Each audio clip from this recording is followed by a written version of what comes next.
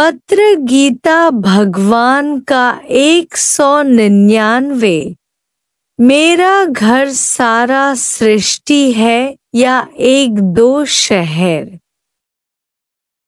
तुम भगवान को अपने वश में या अपना गुलाम करके रखना चाहते हो कि तू केवल हमारा है और हमारा ही होकर रहो।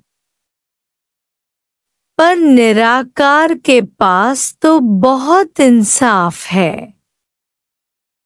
जहाँ भी इस शरीर की जरूरत है वहाँ अवश्य रहेगा।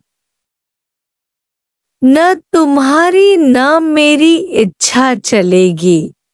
बाकी हुक्मे अंदर हर को बाहिर हुक्म न कोय। ये लाइन केवल बोलकर बताते हो क्या? एक एक कदम हमारा निराकार के हुक्म से ही उठता है। सवाल तो बहुत अच्छे पूछे हैं। तुम तो मुझे भी सुधारने वाले हो। मेरे भी गुरु हो, हम भक्तों के भक्त हमारे। मेरा कोई भी संबंधी नहीं है। कौन सी दवा की जरूरत है ये बीमार मरीज क्या जाने। डॉक्टर को ही खबर है। गुरु ही जानता है कि किसको क्या जरूरत है इस वक्त। तुम अभी अगर गुरु को जांचने जाएंगे तो शीरा खाना पड़ेगा।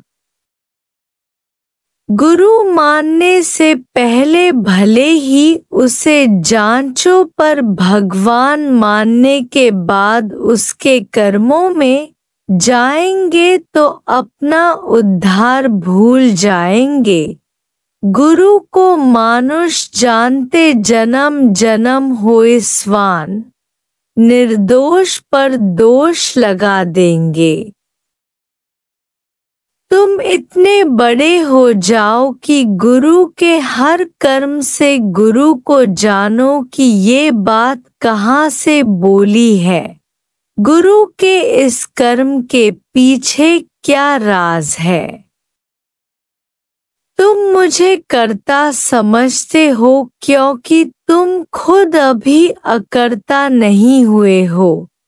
मुझे पहचानने के लिए बहुत ऊंचा उठना पड़ेगा।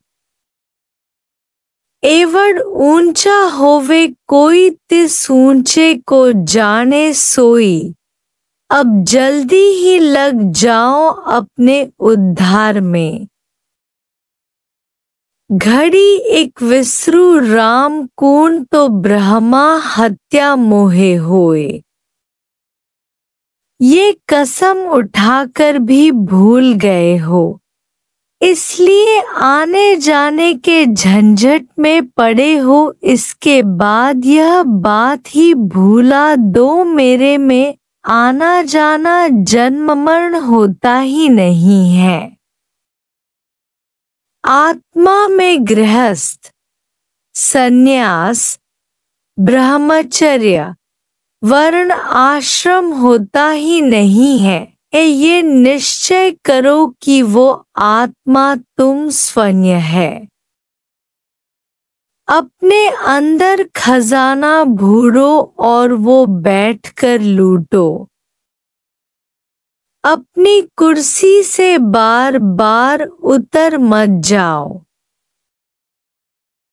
पैर जमा कर बैठो। तुमने लिखा है गृहस्थ का ज्ञान नहीं है क्या? तो गृहस्थ की कीचड़ में तो पहले भी पड़े थे। फिर अगर वहाँ शांति थी तो मेरे पास क्यों आए? सगलते मध्य सगलते उदास, मतलब सारी सृष्टि में रहते हुए भी वो उदास। न्यारा है सगल मतलब एक घर नहीं। गुरु नानक, कृष्ण, मीरा ने अपना घर कौन सा समझा था? अपने संबंधियों में अटक कर हद में रहने वाले वो नहीं थे। संत जगत में आते हैं जगतारण के लिए, नहीं एक घर में फंसने के लिए। लिखा है कि सबकी प्रकृति ऐसी होगी क्या जो 12 महीने गुरु के पास आकर रहे? अगर तुम पुरुष परमात्मा है तो प्रकृति तुम्हारी दासी होनी चाहिए। अपना पुरुषपना भुलाकर तुम प्रकृति के दास बनकर बैठे हो। जब तक प्रकृति से पूरी तरह नाता नहीं तोड़ा है, तब तक भगवान से नहीं जोड़ सकेंगे। एक ने प्रकृति को वश किया है, दूसरा प्रकृति का गुलाम बनकर बैठा है। प्रकृति है ही नहीं, है ही तू ब्रह्मा के सिवाय कुछ और बना ही नहीं है लोकरीत, मोह, डर और इच्छाओं में फंसे इंसान को मन ऐसे ठगता है कि तेरी प्रकृति ऐसी नहीं है कि तू गुरु के साथ रह सके। पहले विकारों से दूर हटो, फिर गुरु तुम्हारे बंधन काट कर ही बैठा है। मकड़ी की तरह जाल बनाकर उसमें फंसकर चिल्ला रहा है कि हमारी प्रकृति ऐसी है कि हम निकल नहीं पा रहे हैं। बेटी मेरी है या तुम्हारी? तन, मन, धन देकर फिर कंजूस की तरह वापस ले लेते हो, यह मोह है। बनी बनाई बन रही, अब कुछ बनना नहीं। ऐसा हो, ऐसा नहीं हो, यह भी इच्छा है। शुभ और अशुभ इच्छाओं का त्यागी ही मुझे परम प्यारा है। तुम्हें चिंता है कि आगे क्या होगा। कल जो पैदा ही नहीं हुआ है उसकी चिंता रखकर बैठे हो। दिल की छठी वांच कर देखो तो तुम्हें पता चलेगा कि तुम्हारा भविष्य क्या है। भविष्य को बुलंद करने वाला, रोशन करने वाला तुम खुद है। जिंदगी को रोशन करने वाले तुम स्वयं हो। तुम्हारे खोटे और डर वाले ख्याल ही तुम्हें अंधेरे की तरफ घसीट कर ले जाएंगे। जब तक गुरु को बाहर मानोगे तब तक नर्क में भटकते रहोगे।